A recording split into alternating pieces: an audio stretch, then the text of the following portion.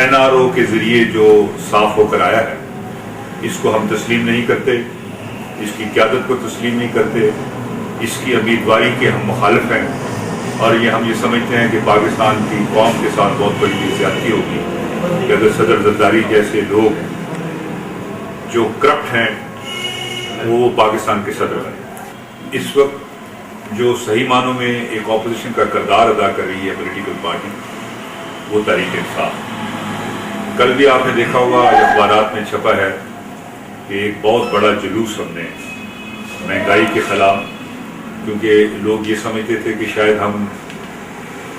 صرف NRO یا carry Lugar bill کے بارے میں بات کرتے ہیں۔ آج 2 سال ہونے کے قریب ہیں، اسمبلیاں بھی کا وجود ہے، صدر کا بھی ہے، وزیر اعظم کا بھی ہے، لیکن عوام کے مسائل جو ہیں وہ حل نہیں ہوئے۔ اخبارات میں روز اسکینڈل آ رہے ہیں، آپ نے دیکھا ہوگا 350 کنال کا اسکینڈل دکھایا ہے اسلام آباد میں ریئل اسٹیٹ کا، جس کی کمپنی کے ڈائریکٹر جو ہیں